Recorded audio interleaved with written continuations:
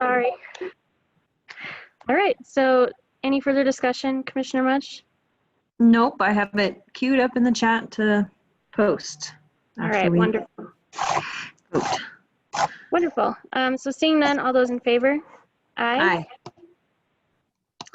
Wonderful. Okay, so with that, we'll go ahead and move into Commissioner informational items. Commissioner Mudge, if you'd like to start.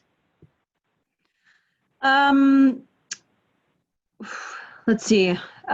Just moving along with the bridge project, Public Works. You can see Public Works Director Michael Irwin is on the line, but doing a bridge replacement on 999 is exciting, and that's a collaboration with Upper Arkansas River Restoration Project that supplied the bridges at about $170,000 value. So we really appreciate that. And we are moving along for a prelim meeting for the Dairy 3 measurement work and flume work up at South Elbert Trailhead with the Forest Service and Division of Water Management or Water Resources. So projects continue to happen and we're really busy. Michael might also appreciate a mention that we recognize there's definitely some challenges with the fires going on 70 and rerouting folks. So Michael and Public Works crew has been very diligent and trying to best put signage out and kind of warn people that truck traffic and most vehicle traffic is not appropriate to go up and over Hagerman. You know, there's been a lot more communication to the state and CDOT from Pitkin County, I believe, and trying to work with Google even to get those routes kind of removed from the app, their Maps app. So just trying to keep people safe all around.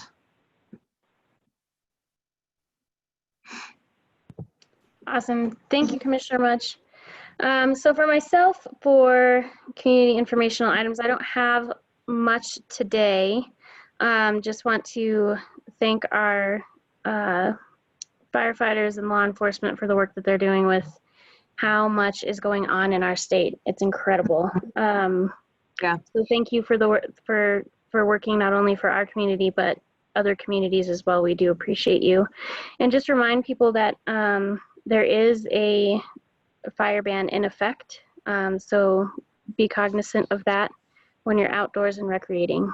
And be sure that you're relaying that message to other people within our community that might be recreating in our space and might not be aware that that fire ban is in place.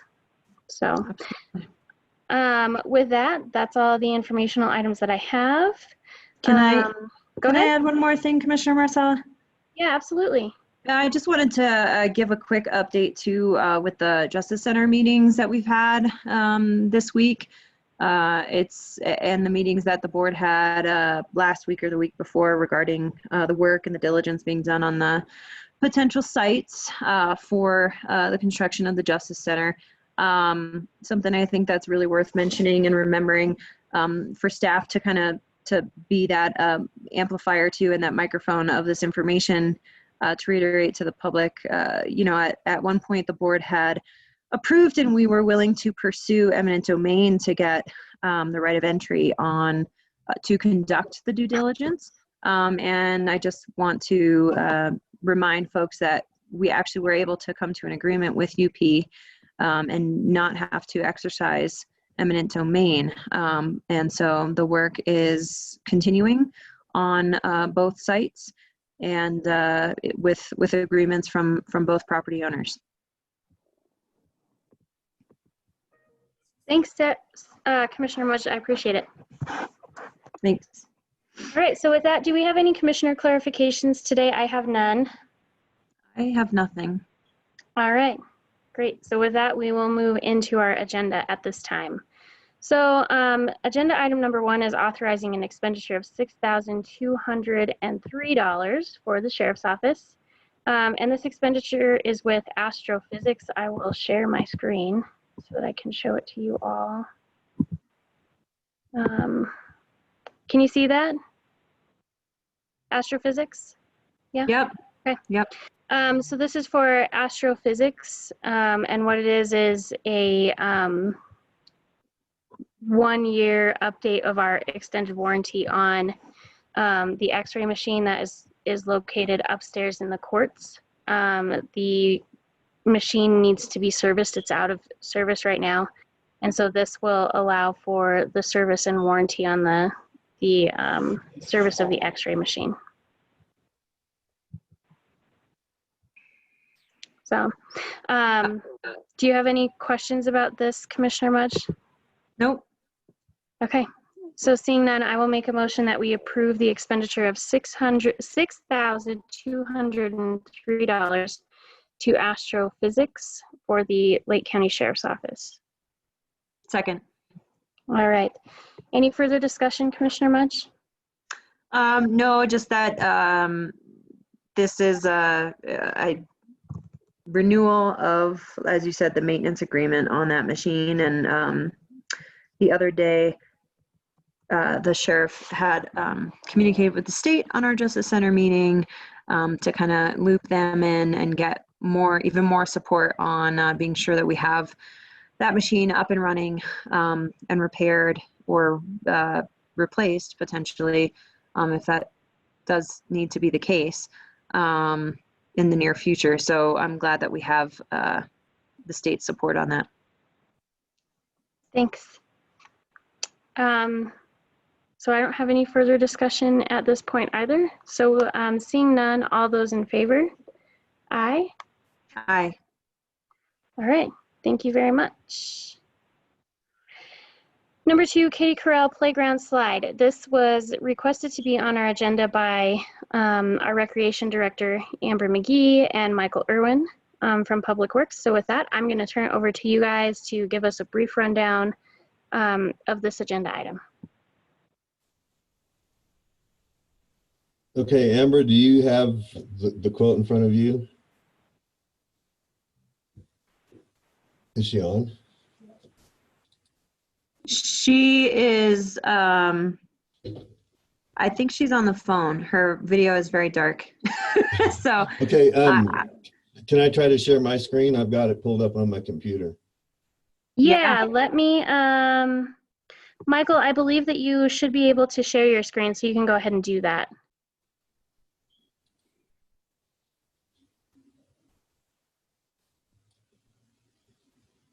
Do you guys see anything? MSN.com. Okay, I see something now. I can see it now. The A to Z quote, recreation? Yeah, it keeps flipping back and forth, but. Yeah. I see the spiral 64-inch. Oh, now we see the internet or the browser. Yeah, I can't get that browser to close for some reason.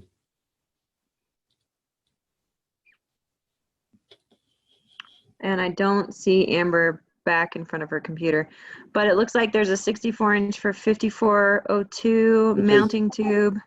Yeah, so this slide is at Kitty Corral. It's a spiral slide. This is to replace the one that's there. Basically, the ones that were there were purchased 28 years ago, so we actually got some really good use out of it.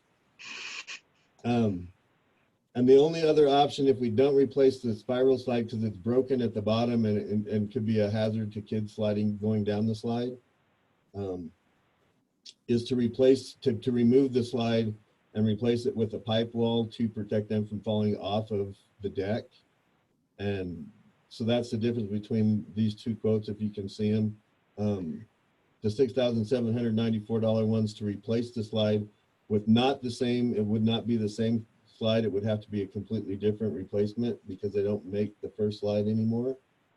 The second one is just a pipe wall. So being as it's basically $7,000 bid to replace that slide, you know, that's why we're here discussing this right now. Would that come out of do we know where we'll allocate that from? Do we have some savings in the maintenance Yeah, I believe budget there or CTF funds? I do believe there's some unused funds right now in the parks budget for maintenance. And I'm not sure what all is still, required out of there, because I have not been able to find what all was put into the maintenance budget for parks. Yeah, I think that there's some room to allocate this there, because there was material replacement for the ground covering, and some of these repairs were intended to be covered from that budget. So I would, I would say that that's a correct assumption, Sarah, mhm, that we intended for these repairs to come out of there when we budgeted for that. yeah, yeah. I'd be in favor of putting the slide back in. What is the recommendation from you all, Michael? And I don't see, oh, I do see Amber back, but I can't tell if she's preoccupied or not. No, I'm here, sorry. That's okay. My recommendation would be to put the slide there. It's obviously what, we wanted when they put that in the park. To take it out, it does have a couple other slides off of this same jungle gym, basically. But the spiral slide is probably the biggest slide on there. Yeah. So I think it gets used quite a bit. I'm just worried that with it broken like it is, that we're going to injure somebody. Yeah. We know about it. We've got it closed right now, but that doesn't stop people from using it completely. No, definitely. Amber, do you have anything to add here? No, I think if it feels like there's room in the maintenance budget, I would also advocate for it to be replaced. It's actually been broken for about 2 years, and I think we've opened ourselves up to a liability by that.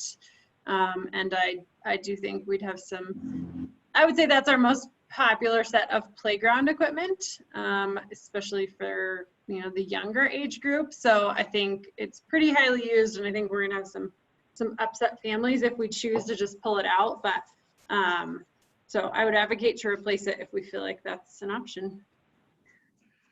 I would agree. Yeah. I can't see that total cost, Michael, would you just tell us what that total cost is for the slide? $6,794, and that's with freight and everything. Is that with them installing it or with us installing it? I'm not sure. I think it would be with us installing it. Okay. 6,000. $794. Okay. All right, I'll make a motion to approve the purchase of equipment to replace the slide at the Kitty Corral in the amount of $6,794. Second.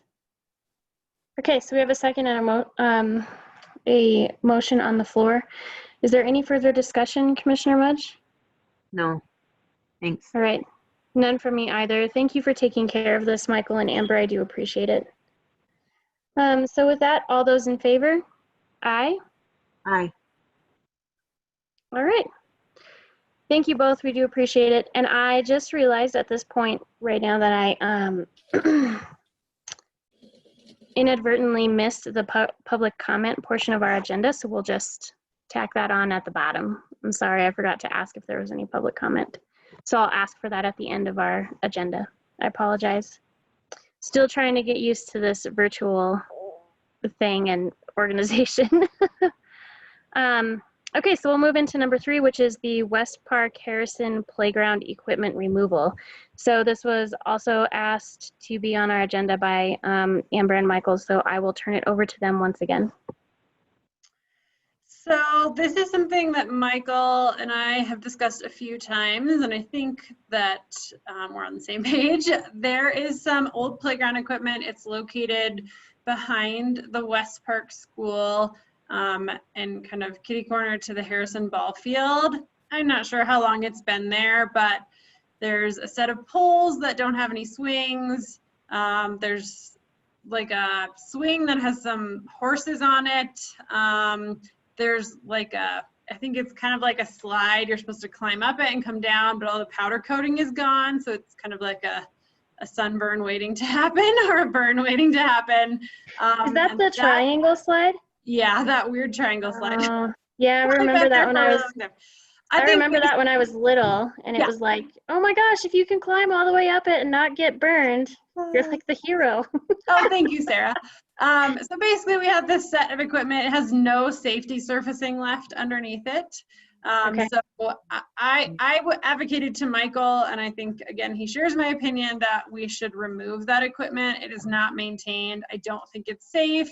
There's a really nice playground at the elementary school, as well as playground equipment across the street at Ice Palace. So I think from a liability perspective, that is kind of what we're asking the BOCC to form an opinion on, so that Michael and I can make a decision about moving forward on that. Okay. Yeah, I think this is pretty straightforward, and yeah, you brought this up to me before too, Amber. So I have no other questions. Seems to make sense. I'll move to replace all obsolete equipment from the county's Harrison Avenue parcel, or property, rather. All right, I will second that motion. Is there any further discussion, Commissioner Mudge? No, I don't think so. We'll get to the Connex boxes and moving all this stuff, I think, next. All right, so seeing no further discussion, all those in favor? Aye. Aye. All right, thank you very much. So number 4 was also a request from Michael and Amber for the purchase of Connex boxes. And so I will hand it over to them once again. I'll let Michael take this one. Yeah, I've kind of worked on getting some prices for this. I've got some verbal over the phone prices for some 40-foot, basically 8-foot wide by 40-foot long Connexes of $3,500 a piece. I did get locally from Terry Hollingsworth a bid to give us 3 the same size, basically 8-foot by 40-foot Connexes for $6,700. And one was just because it's got a better floor than the other one, but they're all in really good condition and very usable for what we need them for storage. So that's why I want to ask, you know, for if it's okay to spend the $6,700 locally, and he will move them to the landfill as soon as he can. They're already in town, ready to go. So in price or bid quote shopping, each of these boxes at retail value, I guess, are basically $3,500. Yeah, and that's okay. what it would cost me to get them shipped in from the same people that Brad bought them from here at the shop, and they didn't change their quote. Yeah. And Terry came up with the price for 3 of them for $6,700, which is about $2,200 a piece. Yeah, no, that's great. And to further clarify on my comment, I believe that these are for the storage of maintenance equipment, some of which we saw in the shared screen on the last agenda item, which consists of mowers and lawn care equipment, as well as recreation department programming equipment that I know that Amber would be glad to get out of the elements and to reduce the wear and tear on those pieces and on those items. Is that correct, Michael? That's correct. It basically to get that stuff out of the weather, seasonal stuff. So, you know, one season when we change seasons, you know, the contents of the Connexes will change. So. And they'll be up at the landfill? Yes, they will. Right by the south shed, or we call it the south shed. It's just the shed out in the middle of nowhere.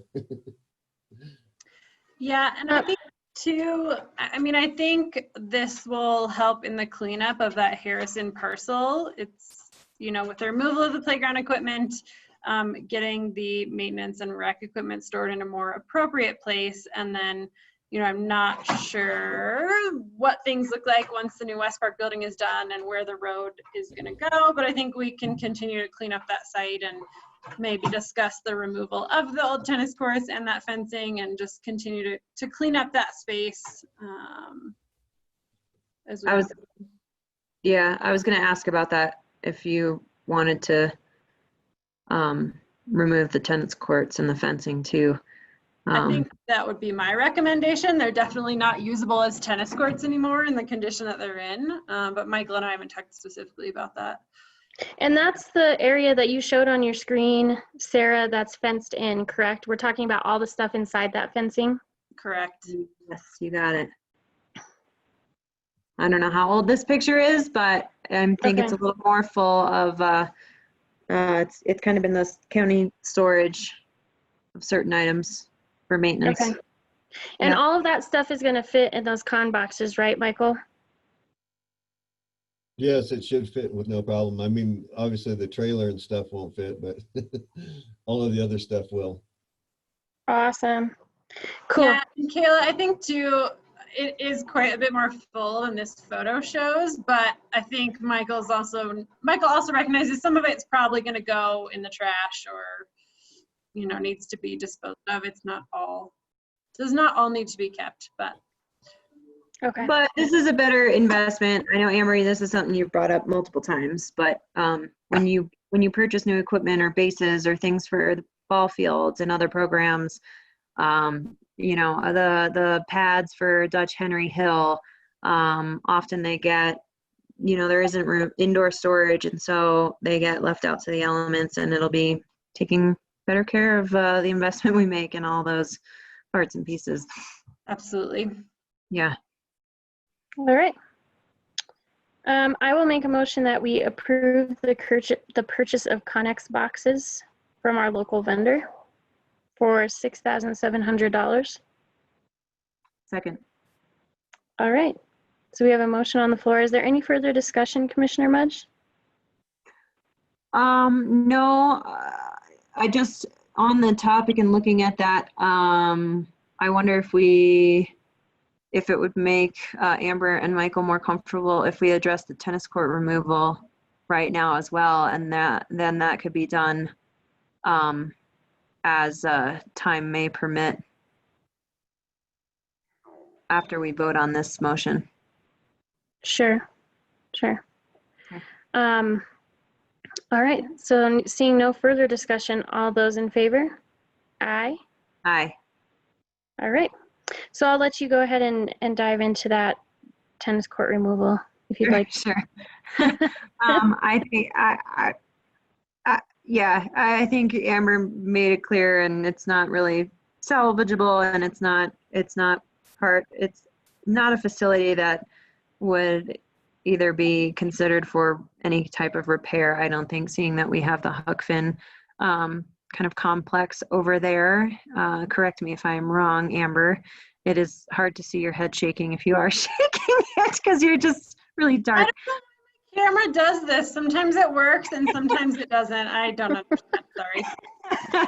I think it might, I don't know if it's the blinds and the amount of light coming through your window, but at any rate, so I'll just, for simplicity's sake and to keep things rolling, and so there's clarity, I'll make a motion to approve the removal of the tennis court facility at the Harrison Avenue county property at the leisure of the rec department and public works. All right. I will second that. Is there any further discussion on that piece? Michael, do you feel good about that? Yeah, I do. I think that tennis courts over there are pretty broken up anyways, and looking at that picture, you can kind of see that in the concrete. So it would take a lot to bring it back. Yeah. And we do, I mean, the intent with the Huck Finn facility when that was redone, when we included and incorporated the tennis courts, was to move them to that place. So, all right, seeing no further discussion, all those in favor? Aye. Aye. All right. Aye. Sorry, I don't know. Wonderful. say that at the same I time. did. Okay. Okay, so we will move into item number 5, which is the RFP for HFC Medicaid provider. And this comes to us from our Department of Human Services. It's some grant dollars, and I'll let Janine dive further into that for us. Thank you. Can you hear me okay? We can. Okay.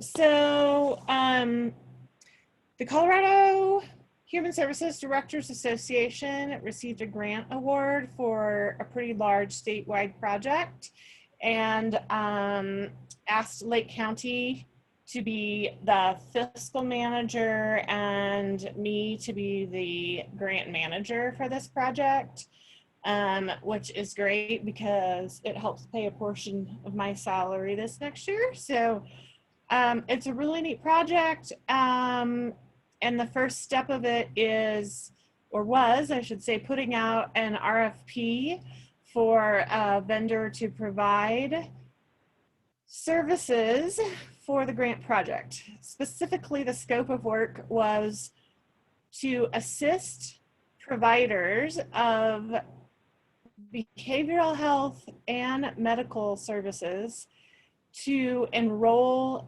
in with the Healthcare Policy and Financing State Department to become a Medicaid provider. This process to become a Medicaid provider is pretty involved. And apparently without assistance and without help, it's really hard for providers to be successful in the application process. So the goal of this project is to provide certain counties with the opportunity to reach out to the providers in their county and assist them with the process of becoming Medicaid providers. This vendor then is sort of a specialist in helping businesses become Medicaid providers, helping them fill out the application, walking them through that process, advocating for them a bit if they need to throughout the process, and then also helping them understand the billing process and what codes to bill under and how to ensure that they're getting the funding and reimbursement that they're supposed to get. So this RFP went out because Lake County is the grant manager. We published it in the Herald Democrat, and it was on our county website. The one proposal that we did get is from Left Hand Management. This vendor is familiar with doing this project. This is the third year this project has been done. It's the first year on this statewide scale, but it began 3 years ago in El Paso County. And then the second year of the project, it was expanded to the Southeast and San Luis Valley, and now is expanded to the state. So this is the vendor that provided the work during those previous 2 grant years. And I would recommend that we accept this proposal for the project. Questions? Janine, I do, and I'm sorry if you said it, and I'm working to get it pulled up, but say again, the responsibility of Lake County will be to then provide those services, and this contractor is coming out to kind of train the trainer. So is it an addition of responsibilities on the department? That's a good question. No, that's a good question. This vendor does all the work with the providers who want to apply. They do 90% of the project. And I was asked to be the person who just coordinates it all and make sure that the vendor gets paid. And that we're really managing the grant so that the funds last over the grant period, that, it doesn't get all spent in the first few months and so forth. And then also just provide some support in the outreach. So we did a meeting this last week, for example, where we did a meeting to all of the counties who were interested to just find out about the project. the next step will be to put out, but this is also done in association with the, or in partnership with the Human Services Association. So I'm not doing all of the work. I'm really just responsible for making sure that the bills get paid and that we're, you know, on track and on budget for the project. But Left Hand Management is the expert in getting providers enrolled. Does that help? Yes, yes, absolutely. And what's the, what's that? Do you want me to pull up the document or do you all have it? No, I think if you could pull it up, that'd be great. Because I don't think I have a copy of it in front of me, Janine, and I think you should be able to share your screen. Janine, if that's Okay, hard for your internet access, I can do that. I've got it up. I can try it. Okay, go for I it. do that. I do have it right here.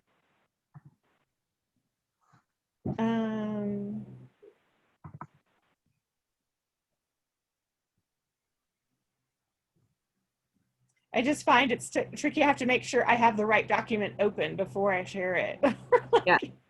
And you end up like, okay, can y'all see this? Yes. So yeah, this is the proposal.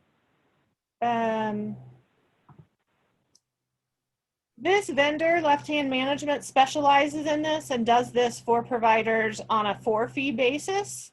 But this grant enables providers to be able to utilize the grant funds to have them do this work for them. So it saves the providers this work. The primary goal of this grant, while it's available for medical providers, the real goal of it is to increase behavioral health services in counties. The intention of this round of the grant is to try to make sure that we have small and medium counties who have access to this resource so that they can increase the number of providers. So, for example, in our county for a long time, you know, Solvist is the primary mental health provider. They are Medicaid.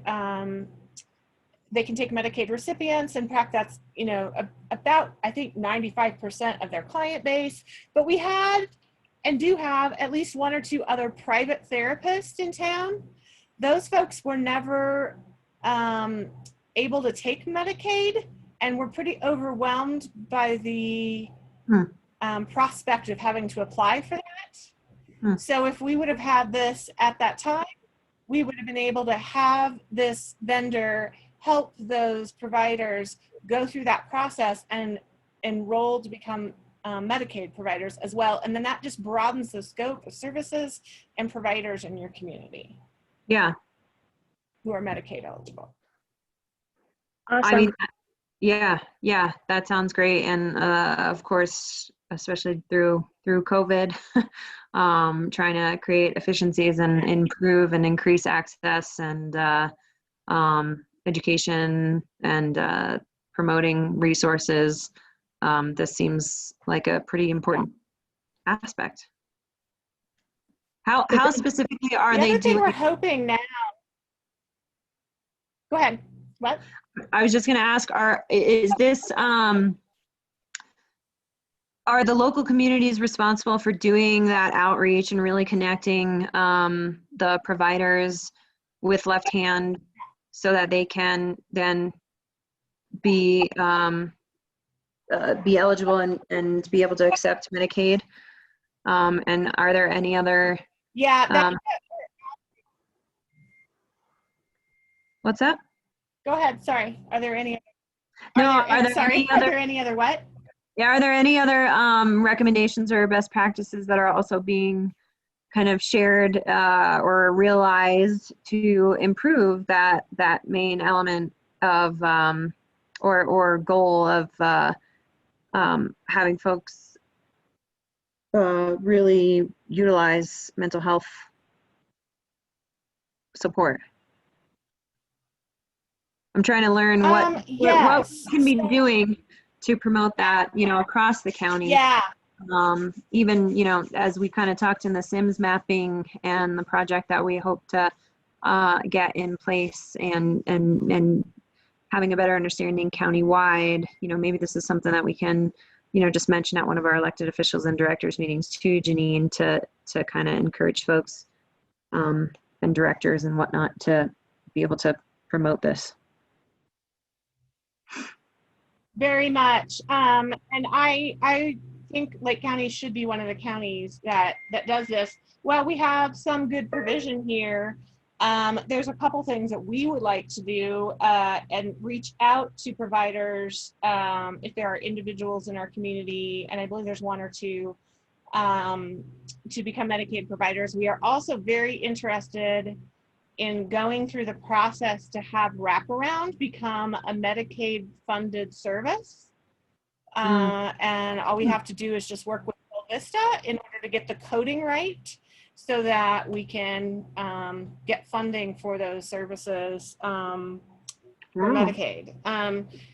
In some cases, if family's Medicaid eligible, yeah. So yes, to answer your question, the difference between this third year of this project and the 2 prior years is we are expecting counties to be very involved in the projects. We want them to be, it's going to be a process where we select which counties get chosen to participate, and a lot of that's going to be how invested they are in doing this, and if they can identify needs, if they can identify those relationships.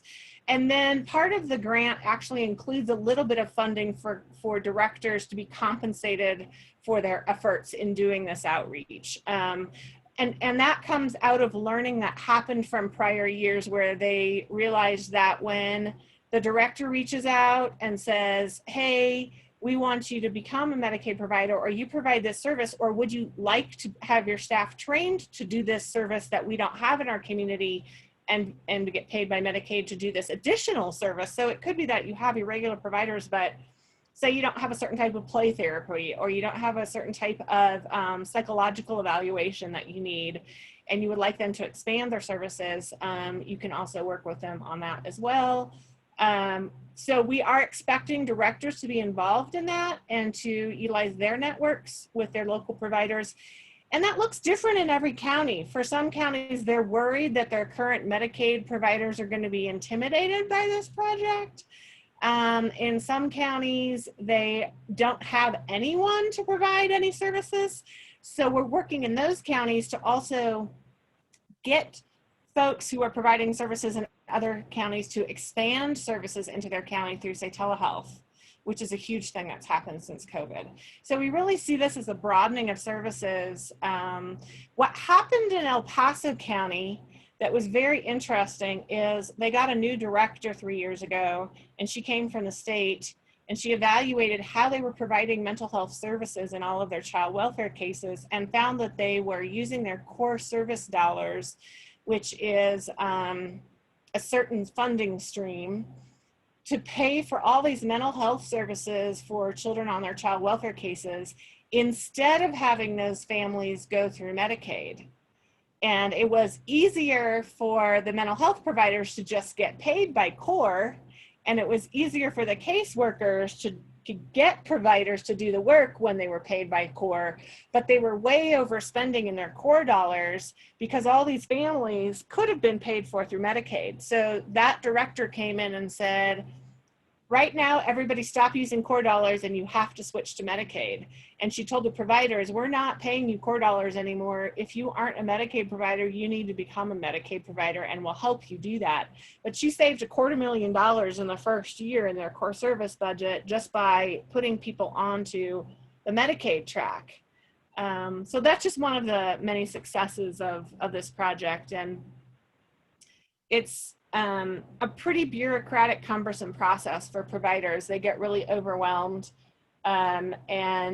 And so I really don't know how a provider would go through this process unless they had an internal person who was specialized in this. So, yeah, I think it's we can relate that immediately to following the programs related to COVID and business advocates and folks being able to or not being able to do this. So I mean, it makes a lot of sense to me, and I appreciate you explaining more of the project. It sounds really exciting and much needed as we're all kind of identifying gaps in services and operational kind of structure that we're trying to address to make things run better with what resources we have. Yeah. Great. I don't feel like at this point I have any further questions. Commissioner Mudge, do you? Do you feel pretty comfortable and confident in this process? Yeah, I do. Okay. I do, and I'm eager to hear more, Janine. It sounds like something that's going to integrate really well with, you know, some of the other work most of us are involved in. So Yeah, thank you. absolutely. Yeah. Great. Well, I will make a motion that we And it's- approve the RFP from Left Hand Management for the HFC Medicaid provider grant work. Second. All right. Any further discussion at this point? No? Janine, do you have a comment? I was just going to tell you, it's a pretty big project too. The total grant is $412,000, and $50,000 of it goes to the grant management portion of it. A lot of it goes towards the vendor for all the work that they'll be doing. But yeah, I think it's a pretty exciting opportunity to work with them, and because I have a lot of great relationships with all the counties, I don't think it's going to be any problem at all to reach out to folks and work with them. And I think that will help a lot.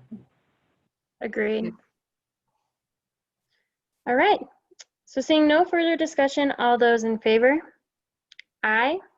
Aye. All right, great. So we'll move into number 6, which is the renewal of the liquor store license for Living High Corp.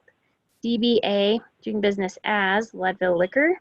And we do have Patty on the line with us today. So Patty, did you want to walk us through this renewal liquor license and let us know if there are any complaints or any problems with the license or any additional information that we might need to know? I'd be happy to do that. It appears that the liquor license is all complete. They also have a storage permit attached to this, so we do both of those at the same time. Everything's complete. The fees have been paid. I have not had any complaints about this whatsoever. I would recommend approval. Great. Thank you, Patty. I appreciate it. Commissioner Mudge, do you have any questions at this point? No, I don't. Thank you. All And right. by storage, Patty, sorry, you just mean, what do you mean by storage? It's just an extra $25 a year so that they can store large amounts of the alcohol on the premises, getting Gotcha. ready to sell. Yeah. Okay, that's what I thought. I just wanted to clarify. Okay, thank you. I don't have any other questions. Thanks. All right, I will make a motion that we approve the renewal of the liquor store license for Living High Corp. DBA Leadville Liquor. Second. All right, any further discussion at this point, Commissioner Mudge? Not for me, no. All right, seeing none, all those in favor? Aye. Aye. All right, and we'll move on to the last item of new business on our agenda, which is the renewal of the Mount Massive Golf Club optional premises liquor license. Patty, will you walk us through this liquor license as well with any kind of complaints or comments or concerns that you might have with this license renewal? I don't have any, have not received any complaints or comments. You will notice there's extra paperwork with this. They've changed some of their board members, so we have additional history from the 2 new people that have gotten on the board. We've run their fingerprints and background checks, and they appear to be all in order. They have paid the fees, and I believe everything is in order, and I would recommend renewal for this. All right, thank you very much, Patty. We appreciate it. Commissioner Mudge, do you have any questions on this item? I do not. All right, great. I will make a motion that we approve the renewal of the Mount Massive Golf Club optional premises liquor license. Second. All right, any further discussion, Commissioner Mudge? Nope. All right, seeing none, all those in favor? Aye. Aye. All right, great.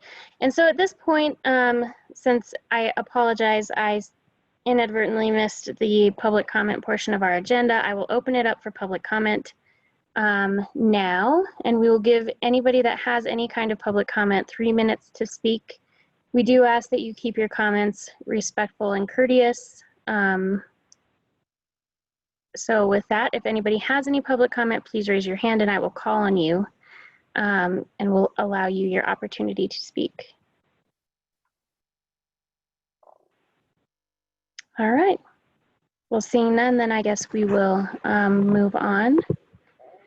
So the last thing on our agenda for today is the Veteran Service Officers Report for July of 2020 and bills and payroll for the pay period ending August 14th of 2020. I will make a motion that we approve the Veteran Service Officers Report for July of 2020 and the bills and payroll for pay period ending August 14th, 2020. Second. All right, any further discussion, Commissioner Mudge? Nope. All right, seeing none, all those in favor? Aye. Aye. All right, great. So that will be it for us today. We're at the end of our agenda. We have a recovery meeting today at 3:30 on the same Zoom link recording that you're using today for this meeting. That will start at 3:30 p.m. We'll get an update from our recovery committees at that point. Tomorrow morning at 10:30, we will have an unmet needs committee meeting to talk through the eviction process that is coming up now that that grace period is starting to end, and look at what that impact is going to be on our community. So those meetings will happen tomorrow, all on the same Zoom link that we're on today. The meeting information and the password and call-in information is all the same. So with that, we will move to adjourn today at 1:52 p.m. and we will hopefully see some of you today at 3:30. Thank you. Thank you. Have a great day. You too.